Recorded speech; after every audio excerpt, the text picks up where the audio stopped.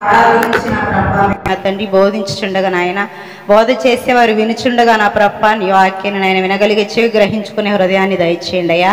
అదేవిధంగా నన్ను మరుగు చేసుకుని మీరు మాట్లాడండి తండ్రి. యేసయ్య నేను కాదు నాయన మాట్లాడేది, మీరుగా ఉండి మాట్లాడండి. నీ ధైర్యము చొప్పున నా ప్రభ నీ నామం పేట నాయన అడుగుచున్నాను తండ్రి, సహాయం చేయమని. ఈ వాక్యాన్ని నాయన మీరు బైబిల్ గ్రంథంలో నుంచి నాయన మాట్లాడటానికి నాయన నాకు సహాయం చేయమని యేసయ్య అతి శ్రేష్టమైన నామములో అడుగుచున్నాను తండ్రి, ఆమేన్. దయచేసి అందరూ కూర్చోండి. ముందుగా ఈ సమయం ఇచ్చిన దేవాతి దేవునికి వందనాలు, కృతజ్ఞతలు చెల్లిస్తున్నాను. అయ్యగారికి వందనాలండి, అమ్మగారికి, సంఘ బిడ్డలందరికీ వందనాలు చెప్పుచున్నాను.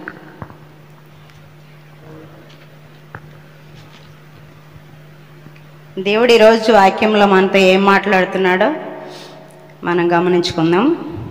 బైబిల్ గ్రంథం నుంచి 18వ అధ్యాయము అపోస్తలుల కార్యాలు 1 నుంచి 4 వచనాలు చదవబడి ఉన్నాయి. అయితే పౌలు గారి గురించి మనం రోజు నేర్చుకుంటున్నాం కదా. పౌలు గారు అనేక సంఘాలు తిరుగుచు ప్రతి ఒక్కరికి సేవ చేస్తున్నాడు. దేవుని వాక్యం ప్రకటించుచు ఆయన సంఘాలను కట్టుచూ వచ్చున్నాడు. ఇక్కడ కూడా నిన్న చెప్పిన పాఠాల నుంచి అటు తరువాత పౌలు ఎథెన్సు నుండి బయలుదేరి కొరింథీనకు వచ్చాడు. పౌలు పొంతు వంశస్థుడును ఆకుల అను ఒక యూదుని అతని భార్య అయిన పిస్కిల్లాను కనుగొని వారి వద్దకు వెళ్ళాను. ఇక్కడ ఎవరు కనిపిస్తున్నారండి? ఆకుల, పిస్కిల్లా అనే భార్య భర్తలు ఇద్దరు మనకు కనబడుతున్నారు. వారిద్దరు దేవుని భయభక్తులు కలిగిన వారు అన్నమాట. పౌలు చేర్చిన పరిచర్యలో వారు పౌలుతో పరిచర్యలో కొనసాగిస్తూ ఉన్నారు. ఆయనకు సహాయం చేసుకుంటూ తనతో పాటు ఉంటున్నారు. అయితే ఆయన డేరాలు కుట్టుకునే వృత్తి కలవారు వాళ్ళిద్దరు. పౌలు కూడా అదే వృత్తి కలవాడు కనుక వాళ్ళతో సహవాసం చేస్తున్నాడు. ఆ విధంగా వారు పౌలుతో సహపౌరులుగా ఉండి నడిపిస్తున్నారు. ఆ వృత్తి కలవారు కనుక 3వ అధ్యాయంలో వారు వృత్తికి డేరాలు కుట్టువారు. పౌలు అదే వృత్తి కలవాడు గనుక వారితో కాపురం ఉండెను. వారు కలిసి పనిచేయుచుండిరి.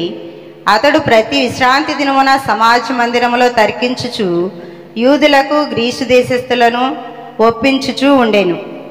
ఆయన ఇప్పటి వరకు వాక్య పరిచర్య చేయించున్నాడు కనుక యూదుల మధ్యలో చేయించున్నాడు. వారందరినీ మార్చాలని కోరుకుంటూ ఉన్నాడు. అయితే ఇంకా అక్కడ నుంచి బయలుదేరి మరలా ఆ సమాజ మందిరపు 8వ అధ్యాయంలో సమాజ మందిరపు అధికారి అయిన క్రీసు అను ఇంటి వారితో కూడా ప్రభువునందు విశ్వాసం ఉంచెను. మరియు కొరింథీల్లో అనేకులను విశ్వాసం ఉంచి బాప్తిస్ము పొందిరి.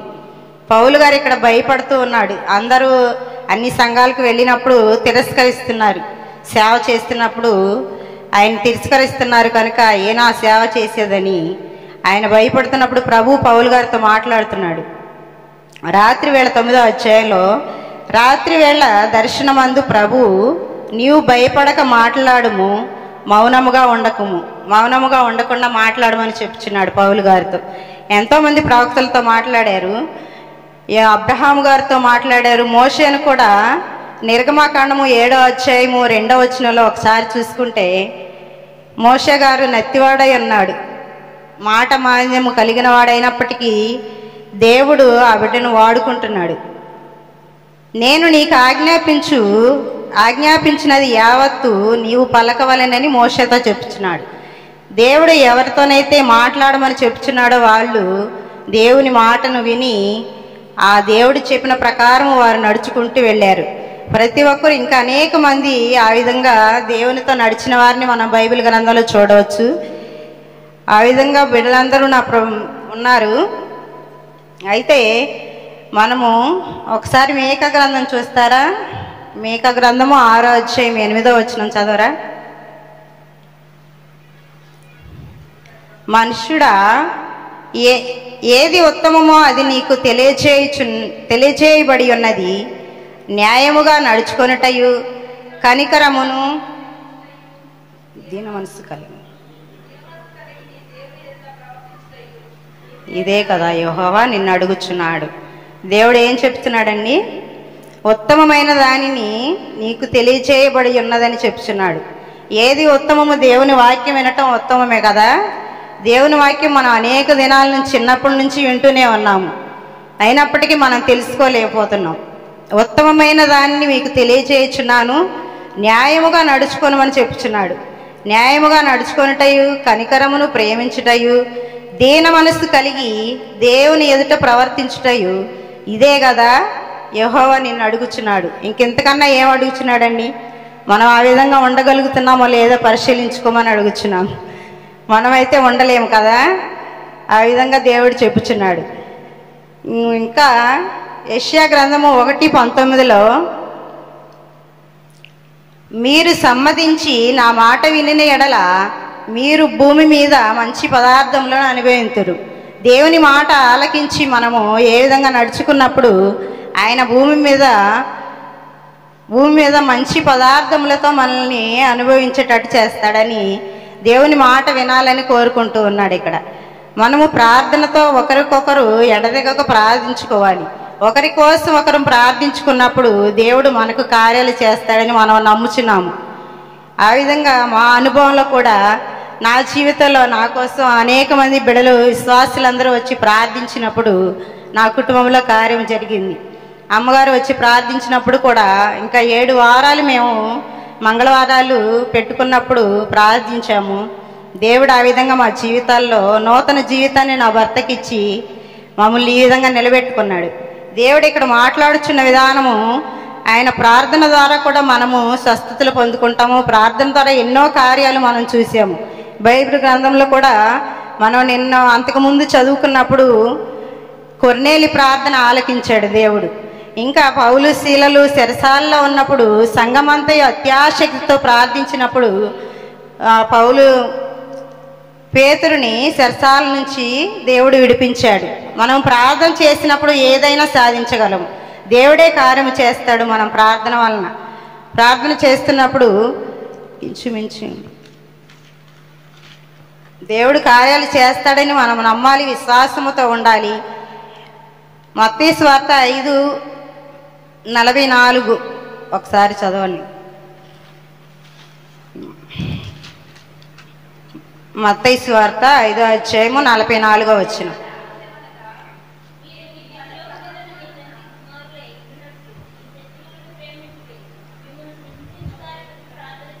ఏం చెప్తున్నాడండి? శత్రువులను కూడా ప్రేమించే మనసు మన దగ్గర ఉందంటారా? శత్రువులను ప్రేమించమని చెప్తున్నాడు. వారి కొరకు ప్రార్థించమని చెప్తున్నాడు. హింసించు వారి కొరకు కూడా ప్రార్థించే త్యాగము మన దగ్గర ఉండాలి. ప్రార్థించినప్పుడు మనకు కార్యం చేస్తాడు దేవుడు. మనం ఇతరుల కొరకు ప్రార్థించాలి, ఒకరికొకరు ప్రార్థన చేసుకోవాలి. అనేక మందితో కలిసి ఒంటరిగా కాకుండా 2-3 కూడిన చోట దేవుడు ఉంటానని చెప్పాడు. కాబట్టి మనం అందరము ఏకముగా కలిసి ప్రార్థన చేసుకోవాలి. అట్టి కార్యాలు దేవుడు జరిగిస్తూ ఉంటాడు. మత్తయి సువార్త 6:6-7 ఒకసారి చదువుకుందాం. నీకు తలుపు వేసుకో.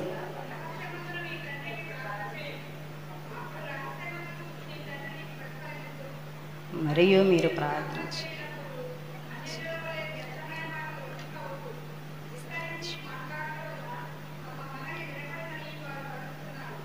మీరు వారి వలె. దేవుడు ప్రార్థన ఏ విధంగా చేయమంటున్నాడండి? నువ్వు ప్రార్థన చేయనప్పుడు గదిలోనికి వెళ్ళి తలుపు వేసుకొని రహస్యమందు చూచి నీ తండ్రికి ప్రార్థన చేయవలను. అప్పుడే దేవుడు రహస్యముగా మన ప్రార్థన ఆలకిస్తే ప్రతిఫలము దయచేస్తానని చెప్పుచున్నాడు. మరియు మీరు ప్రార్థన చేయనప్పుడు అన్యజనుల వలె వ్యర్థమైన మాటలు ఉచ్చరింపవద్దు. మనం ప్రార్థన చేయటం మొదలు పెట్టామంటే ఇంకా అనేకమైన మాటలతో మనం మొదలు పెడతాము. మనకు అవసరమైన దాన్ని మనం ప్రార్థన చేయలేము. అది చెప్తున్నాడు దేవుడు ఎక్కడ. మీరు ప్రార్థన చేయనప్పుడు అన్యజనుల వలె వ్యర్థమైన మాటలు వచింపవద్దు. విస్తరించి మాటలాడుట వలన మన మనవి వినబడకపోవునని తలంచుచున్నారు వారు. మీరు వారి వలె ఉండకూడదు అని చెప్పుచున్నాడు. మనం ఎక్కువగా ప్రార్థన చేసినప్పుడు దాంట్లో పాపము దాగి ఉంటుంది. ప్రార్థన మనము ఏది కరెక్ట్ అనుకుంటామో అదే చేయాలి. కానీ విస్తరించి మాట్లాడటం వలన దేవుడికి కూడా వినపడదంట. మనవసలకి వినకపోవునేమో అని తలంచుచున్నాడని చెప్పుచున్నాడు. మనం ప్రార్థన ఒకరికొరకు ఒకరు చేసుకోవాలి. అందరము కలిసి ప్రార్థించాలని దేవుడు కోరుకుంటూ ఉన్నాడు. అందుకు ఆయన మార్కు సువార్త 9:29 కూడా అందుకు ఆయన ప్రార్థన వలననే కానీ మరి దేని వలన నేను ఈ విధమైనది వదిలిపోవుట అసాధ్యమని వారితో చెప్పాను. ఆ విధంగా అందరం ప్రార్థన చేసినప్పుడు ఎలాంటి కార్యాలైన దేవుడు చేయగలడని చెప్పుచున్నాడు. సమర్థుడు మన దేవుడు, బలవంతుడైన దేవుడు కనుక మనం ప్రార్థన చేసేటప్పుడు అవసరమైన వాటి నిమిత్తం ప్రార్థన చేసి మనం ప్రతిఫలం పొందుకునే వారిగా ఉండాలి. ప్రార్థన చేసి వ్యర్థముగా బూడిదలో పోసిన పన్నీరులాగా మన ప్రార్థన వ్యర్థముగా పోనీయకూడదు. ఆ విధంగా మనం ప్రార్థన చేసుకుంటూ మన విశ్వాస జీవితాన్ని కొనసాగించాలి. మెలకువగా ఉండి ప్రార్థన చేయాలి, విశ్వాసముతో చేయాలి, నిత్యము ప్రార్థన చేయాలి, ఏకముగా ప్రార్థన చేయాలి. అప్పుడు దేవుడు మనకు ప్రతిఫలము దయచేస్తాడు. మనం ప్రార్థన చేయటం ఏ విధంగా చేస్తున్నామో ఒకసారి గమనించుకొని మన విశ్వాసంలో ముందుకు కొనసాగాలని కోరుకుంటూ ఉన్నాము. అయితే ఫిలిప్పీలకు రాసిన పత్రిక 2వ అధ్యాయము 5లో దేవుడు క్రీస్తు యేసునకు కలిగిన ఈ మనస్సు మీరు కూడా కలిగి ఉండమని చెప్పుచున్నాడు. క్రీస్తు ఏ మనస్సు కలిగి ఉన్నాడండి? ఆయన పరిశుద్ధుడు కనుక మనము కూడా పరిశుద్ధంగా జీవించాలి. ఆయనను పోలి మనం నడుచుకునే వారిగా మనం ఉండాలి. ఏ విధంగా? క్రీస్తు యేసునకు కలిగిన ఈ మనస్సు మీరు కూడా కలిగి ఉండమని చెప్పుచున్నాడు. ఆ విధమైన మనస్సు మనం కలిగి ఉందాము. 1 కొరింథీ 9:16లో పౌలు గారు మాట్లాడుచున్నారు. ఇక్కడ 1 కొరింథీ 9:16 చదవండి ఒకసారి.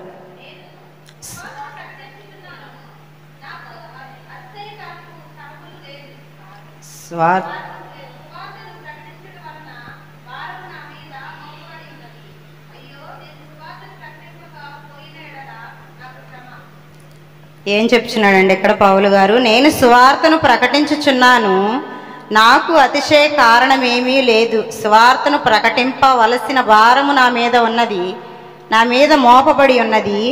అయ్యో, నేను సువార్తను ప్రకటింపకపోయిన ఎడల నాకు శ్రమ కలుగుతుందని పౌలు గారు చెప్తున్నాడు. మనము వచ్చిన మాటలైనా ఒకరితో పంచుకున్నప్పుడు అదే సువార్త చెప్పటం. దేవుని మాటల గురించి మనం మాట్లాడుకున్నప్పుడు సువార్త చెప్పినట్లుగా అవుతుంది. అక్కడ సువార్త చెప్పకపోతేనే శ్రమ వస్తుంది అంటున్నాడు పౌలు గారు. ఆ విధంగా ఇంకా ఎన్నో మాటలు చెప్పాడు పౌలు గారు. నేను ఎప్పుడు బలహీనుడనో అప్పుడే నన్ను దేవుడు బలపరుస్తాడు, బలహీనతలోనే నేను బలపడతానని చెప్పుచున్నాడు. ఇంకా సువార్త ప్రకటించకపోతే నాకు శ్రమ వస్తుందని చెప్పుచున్నాడు. దేవుడు పరిశుద్ధుడు. 1 తెస్సలోనికలు 4వ అధ్యాయం 7-8 వచనాల్లో దేవుడు మనల్ని ఎందుకు పిలుస్తున్నాడో చెప్పుచున్నాడండి. అక్కడ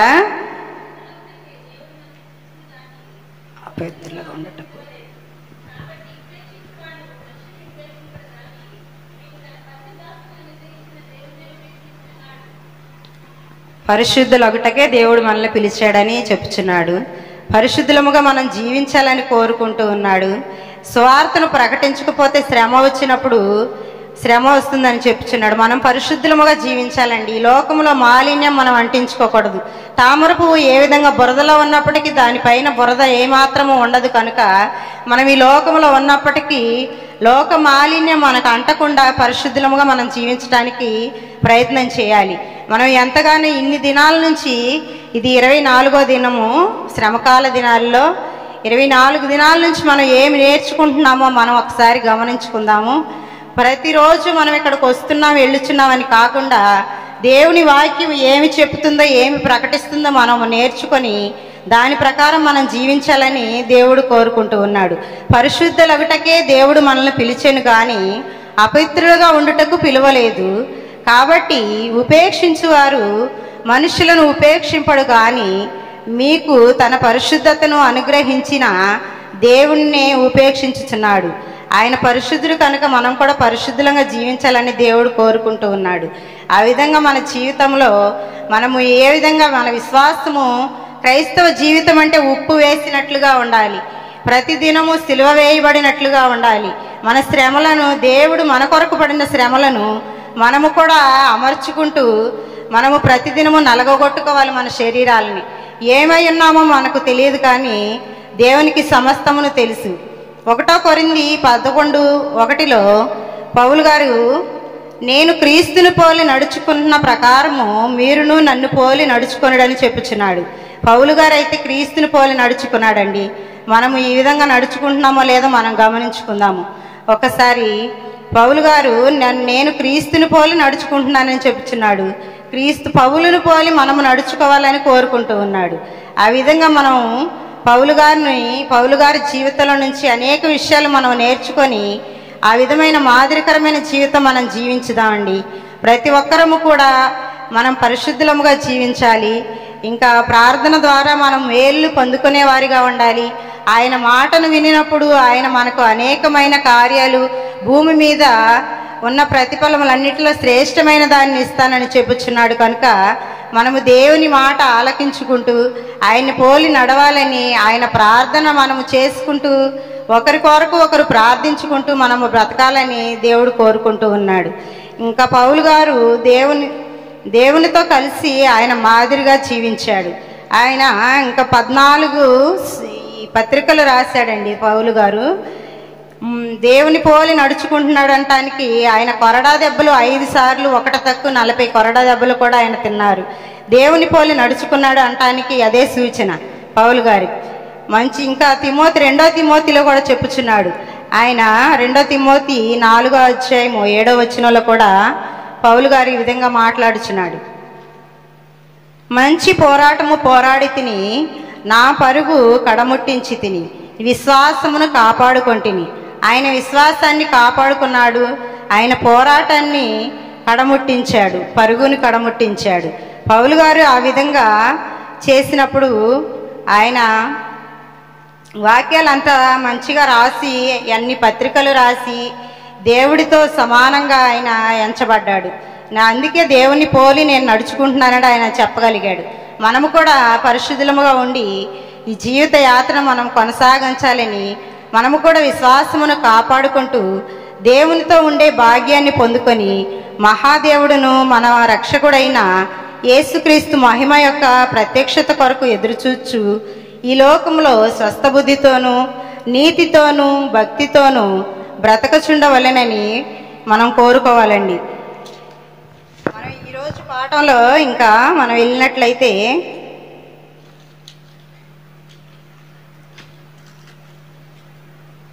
అక్కడ పౌలు గారు భయపడక 9వ అధ్యాయం చెప్తున్నాడుగా, రాత్రి వేళ దర్శనమందు ప్రభువు నీవు భయపడక మాటలాడుము, మౌనముగా ఉండకుము. ఆయన మౌనముగా ఉండకుండా అనేక స్వార్థలు చెప్పుచు అనేక సంఘాలను కట్టుచు పౌలు గారు ఆ విధంగా కొనసాగించాడు. ఆయన బ్రతుకును మనం తెలుసుకుంటూ ఆయనలాగా మనం జీవించాలని కోరుకుంటున్నానండి. కొద్ది మాటలు దేవుడు దీవించిన గాక.